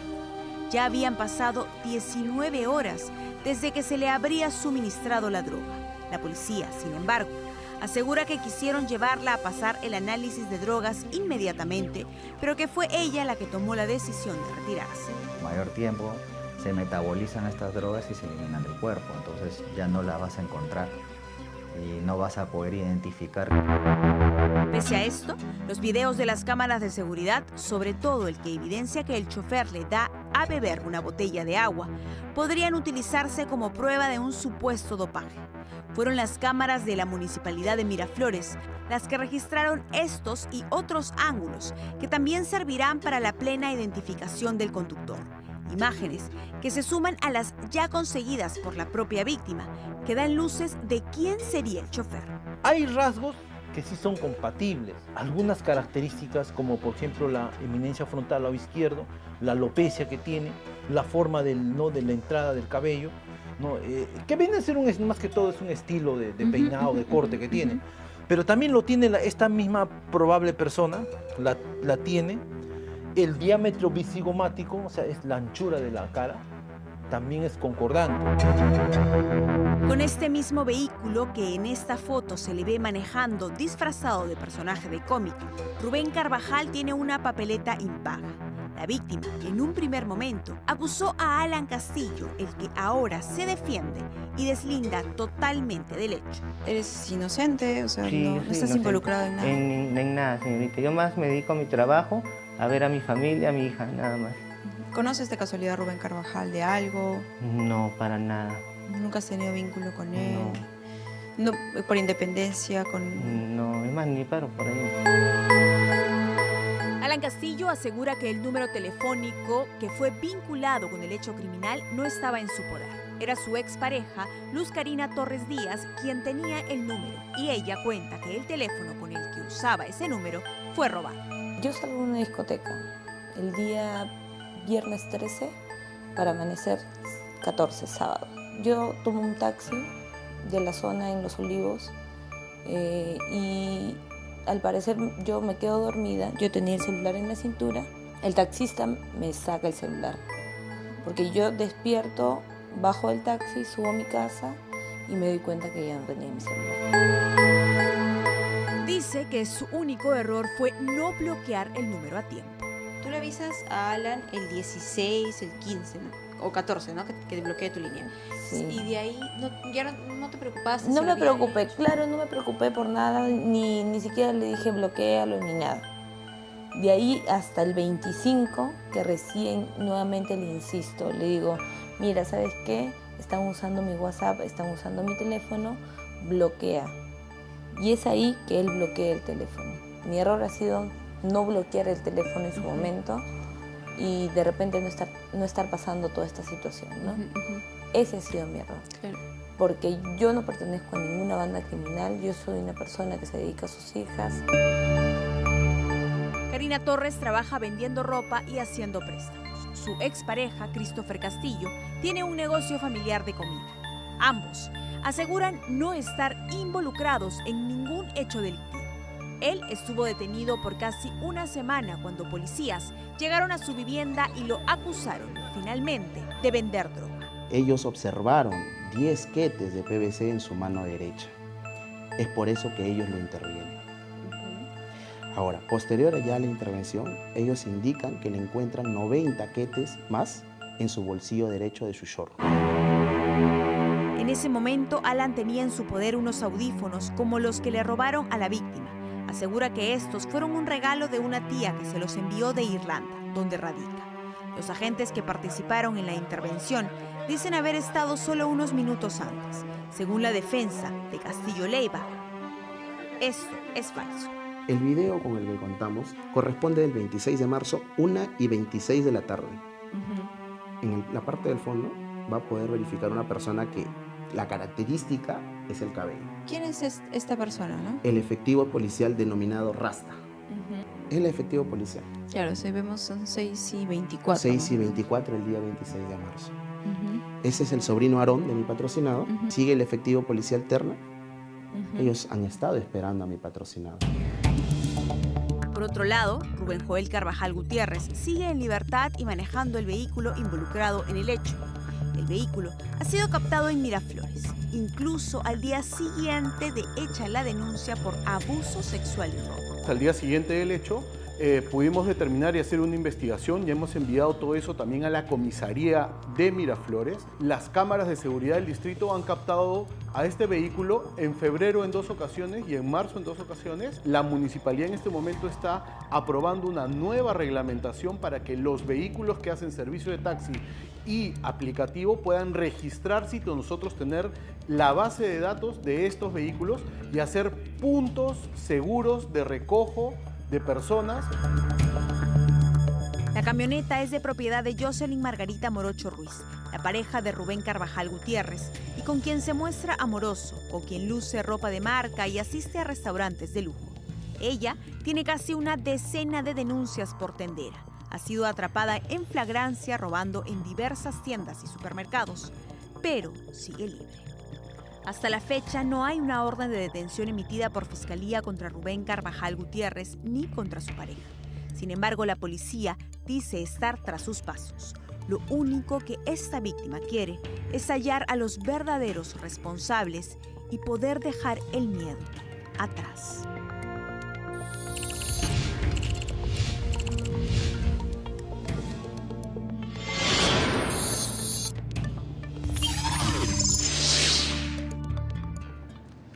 Breve, es escalofriante, ¿no? Tomas un taxi, te asaltan, te dopan, te violan, haces la investigación, llegas hasta la unidad y hasta el principal sospechoso y no pasa nada, y el sospechoso sigue conduciendo el automóvil, tiene prontuario, hay un caso similar vinculado a ese mismo automóvil, la pericia antropomórfica coincide la descripción con lo que se logra captar en video y no pasa nada.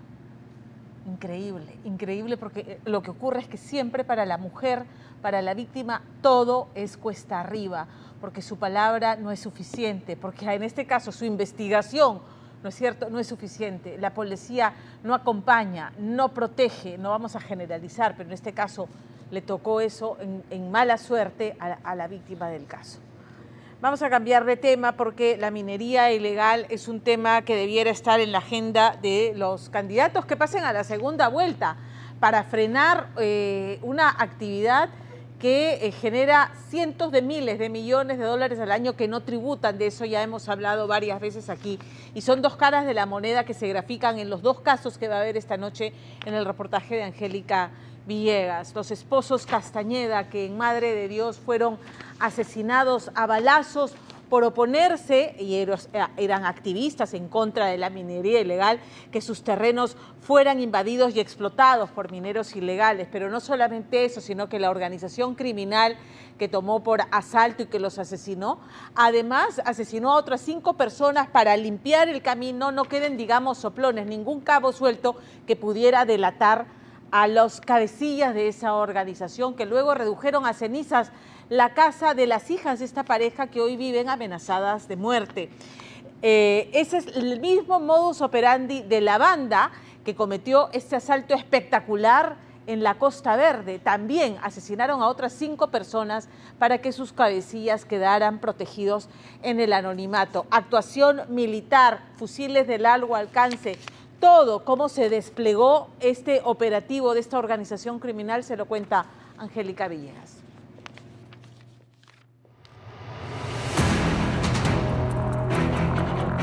Desde el aire, el Jirón Chulucanas parece un barrio más del Callao. Pero bajo estos techos se gestaba una guerra por el metal más preciado. Esto es, apenas una parte del material exclusivo de inteligencia obtenido desde la óptica fiscal. Imágenes que desnudan la logística de una banda que se creía intocable. Observen bien, a plena luz del día, una comitiva de más de 11 vehículos sale información militar. No se trata de delincuentes comunes, son los injertos de Ventanilla y van tras el oro. Es el rastro de una dinastía criminal que ha convertido el puerto en su centro de operaciones. Pero este oro que brilla en el Callao gotea sangre en la selva como consecuencia de la minería ilegal. En Madre de Dios, 3 hermanas han sobrevivido al brutal asesinato de sus padres, seguido por una serie de crímenes. A mi madre le disparan con 17 balas, a mis padres de 6. Y nos informan al día siguiente que sus cuerpos estaban tendidos en la carretera. Hace más de un año comenzamos a investigar en día de el doble crimen de los esposos Castañeda, ocurrido en el kilómetro 68 de Madre de Dios, un 15 de noviembre del 2024. El móvil del crimen, de acuerdo a su entorno, se debía a que ellos se oponían a que sus tierras fueran utilizadas para fines de minería ilegal. Y esto se lo cobraría muy caro la organización. Lo que se desconocía es que el crimen de ellos no terminaría con este conflicto. Hoy, la hija mayor de los esposos Castañeda vive con la muerte respirándole en la nuca. Condenada al destierro junto a sus 2 hermanas, contempla con impotencia que desgarra cómo las llamas consumieron lo último que quedaba de sus padres, su hogar. Me envía un conocido que fue justamente a caminar por el lugar y vio que la casa estaba quemada. Me preguntó si nosotros habíamos mandado a quemar la casa y le dijimos que no. Yo iba a viajar una semana que pasa lo ocurrido de mis padres. Mi mamá quería que le ayude a pintar su casa. Y era uno de los lugares que quería ir para ayudar a mi madre a decorar su casa que había construido después de tiempo. Y me causa nostalgia ver de que no llegué ni siquiera a verlo. Y no pude recuperar ninguna foto de ellos. Y todo lo quemaron. Para entender esta espiral de violencia, debemos remontarnos al 2024. Los esposos Castañeda, padres de esta joven, reconocidos luchadores sociales en Madre de Dios, cometieron el error de confiar en un sujeto identificado como Samuel Rojas. Lo que empezó como una disputa por una concesión derivó en una denuncia por abuso sexual que selló su destino. El sujeto les juró venganza y, de acuerdo a las pesquisas policiales, detrás de Samuel se escondía una estructura dedicada a la minería ilegal que desde ese momento inició un asedio implacable contra los agricultores. 5 crímenes más ocurren luego de este. El primero, el brazo derecho del autor intelectual del doble crimen de los esposos Castañeda. Y también 3 personas que se habían atrincherado en la casa de este matrimonio. ¿A qué se debía esta ola de crímenes? Después de eso que se dio la entrevista, en un par de meses comienzan a matar a uno de estos investigados.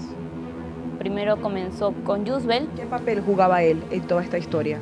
Yusbel era amigo o la mano derecha del señor Samuel Rojas Cava, que fue un violador y que se escondió ya justamente en el terreno. El autor intelectual del crimen de tus padres. El autor intelectual. ¿Y por qué asesinan a la mano derecha del autor intelectual del crimen de tus padres? Porque pudieran decir que a lo mejor ustedes cobraron justicia por propias manos y por eso lo matan a él, ¿no? Claro, realmente el señor sabía muchas cosas. Aquí la policía no solo ha sido incapaz de brindar seguridad a las sobrevivientes, de acuerdo a ellas, sino que parece haberle dado la espalda a cualquiera que intente aportar información sobre el engranaje de la minería ilegal. Matan a 3 personas más, pero ya en la casa de mis padres, que estaba en la chacra. ¿Estas 3 personas que matan en la casa de tus padres habían ocupado la casa de tus padres? Se habían apropiado de la casa de mi papá sin que nosotros nos supiéramos. ¿Y qué papel cumplían estas 3 personas en toda esta historia? Estas personas, llamadas seguridad, protegían a los mineros ilegales y de una u otra forma extorsionaban también, pues, ¿no? Y sabían quiénes están involucrados en esta banda criminal, por así decirlo. Se dieron unas diligencias en la zona, era para ir a ver el terreno de mis papás, la casa de mi papá, que tanto anhelaba regresar a sus tierras, sacar algunas fotografías que quedaban en la casa, pero la policía de allá no nos ayudó. Y lo más vergonzoso que tal vez he presenciado es de que en sus propias caras estaban sacando oro y se miraba de cómo sacaban oro y a 2 cuadras de la comisaría. Además, quienes operan en la zona, según los testimonios, alardean de su poder en redes sociales. Aquí siempre ganando. Que viva la minería informal. En TikTok, estas organizaciones comenzaban a hacer alarde de estos delitos y en la zona circulaban grupos de WhatsApp donde los integrantes debían pasar por una serie de requerimientos para poder ingresar. Foto actualizada, reportar movimiento policial y la policía, a la par de ello, era cuestionada sobre tener presunta vinculación y colaboraciones con este tipo de organizaciones. Han creado grupos de WhatsApp donde para acceder a ese grupo tienes que cumplir algunos requisitos. Esos requisitos, uno, tener visible la foto de perfil, otro, si no participas, también te expulsan del grupo. Te indica proteger nuestros intereses, tracas, balsas, negocios mediante alertas tempranas. O sea, hay un informante ahí que avisa a alguien de la población, entonces ellos informan a esos grupos y es ahí donde comienzan a guardar todas sus maquinarias. Para el analista en seguridad y experto en temas de criminalidad, Pedro Yaranga, este recuerdo de cadáveres no es producto del azar, sino una estrategia de limpieza absoluta. En una banda, no necesariamente todos están de acuerdo en una banda, porque estamos hablando de dinero, pero a grandes cantidades. Entonces los que manejan en una banda, unos ganan más, otros ganan menos, y ahí viene el problema, el tema de la distribución de la riqueza. En el kilómetro 68, cualquiera puede ser la próxima víctima. Por eso, otra de las hijas de la familia Castañeda ha decidido romper el silencio, solo, bajo un estricto anonimato a través de una línea telefónica. Ustedes han hecho un cambio de vida completo hasta geográfico para evitar ser perseguidas por esta organización. ¿Ustedes han sido amenazadas después del crimen de tus padres? Sí, cada cosa extraña a nosotros nos pone alerta. O sea, las amenazas no siempre son directas. Hay personas que conocen dónde vivimos. Ahora la inteligencia está avanzando. ¿Por qué tendrían que saber dónde viven si ustedes continuamente se están rotando y se supone que eso solamente lo maneja la familia? Hay personas que viven en Puerto Maldonado, que visitan nuestra casa, como que, no sé, sacándonos información. Último, un mensaje que recibimos, que si nosotros salíamos en televisión algo malo nos iba a pasar. Pues por eso también mi hermana decidió de hablar, pues, ¿no? El miedo se impuso. Las hermanas Castañeda cortaron contacto con nosotros y el terror ganó la batalla en la selva. Pero mientras en Madre de Dios reina el silencio, En el Callao, la mafia acelera, como lo contamos en Día D la semana pasada, en este operativo para capturar a los injertos del Callao y Ventanilla. Y el día de ayer hicimos un deslacrado a un objetivo Pacheco, donde encontramos dentro de sus pertenencias, durante el momento del allanamiento, una hoja, una guía de remisión a su nombre y donde señalaban, ¿no?, 5 kilos la venta de 5 kilos de oro, ¿no? La Fiscalía de Ventanilla documentó una estructura de guerra. El Jirón Chulucanas era el comando de una armada criminal. Las cámaras, ahora en exclusivas, mostrada por primera vez, captan a 11 vehículos en formación militar y a un sujeto extrayendo un fusil a plena luz del día.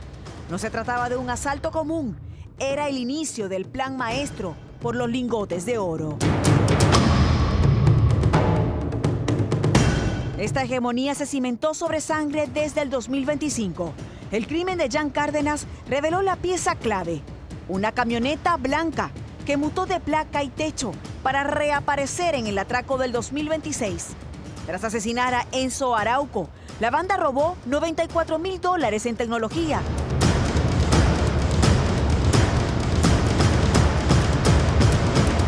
Ver una unidad, un patrullero, por favor, en la avenida Argentina o en la avenida Elmer Fosse. Las unidades más cercanas, por favor, con F6, acercarse al lugar. El 14 de enero, solo días después del primer golpe, la banda asaltó un cargamento de oro en San Martín de Porres, usando falsos chalecos policiales.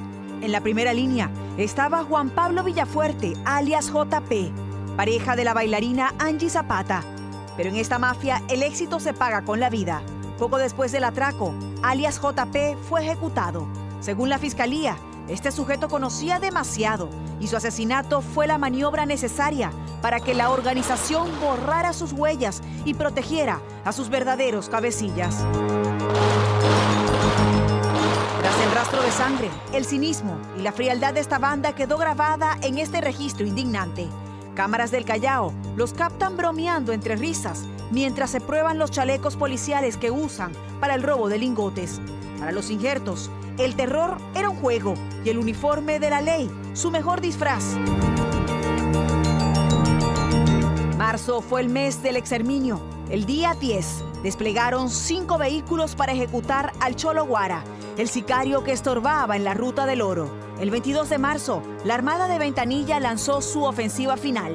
Cámaras de inteligencia registran el despliegue táctico, autos, camionetas blindadas y motos saliendo en sincronía desde el Callao.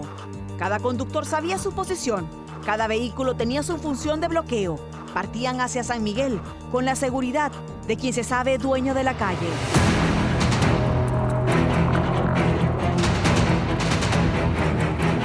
Tras el atraco, aplicaron contrainteligencia. Usaron el Jirón Ramón Castilla como vestidor táctico para cambiarse de ropa y huir en autos limpios. Pero la soberbia los delató. Mientras el cabecilla Cholo Yang celebraba con lujos, la policía cercaba su circuito íntimo. Así, el 9 de abril, cayó un menor de edad que conformaba esta organización y que era hijo de otro de sus integrantes. Sin embargo, en un giro indignante, este menor fue puesto en libertad poco después. Una decisión que cuestiona la justicia, mientras la cúpula busca grietas legales para volver a las calles. En este tablero de sangre, el oro es un trofeo sin doliente. Nadie reclama el metal, porque reconocer la propiedad es admitir el crimen. Pero la Fiscalía ha detectado una nueva grieta, una segunda empresa surgida en interrogatorios que blanqueaba los lingotes de San Miguel. Que si no hay un agraviado que diga que es mi oro, entonces estamos dándole a ver que es definitivamente que es algo, un oro ilegal, ¿no? Mientras los operativos buscan a estos actores empresariales, en Madre de Dios, las cenizas de los Castañeda son una advertencia. Los injertos podrán estar presos, pero la maquinaria que convierte sangre en lingotes sigue encendida ante un Estado que aún no sabe proteger a sus víctimas.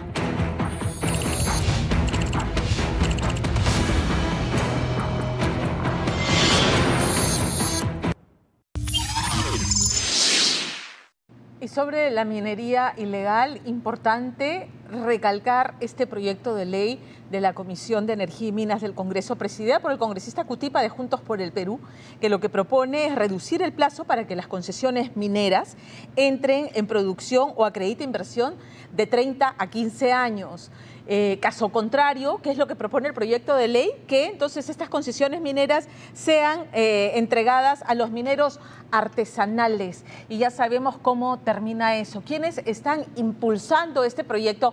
No se sorprenda, pues el señor Roberto Sánchez. Aquí no es vender el cuco porque no me gusta la izquierda. Aquí es informar con hechos de cuáles son los peligros de una plataforma que lo que pretende es favorecer a la minería ilegal, con todo lo que eso implica respecto a organizaciones criminales.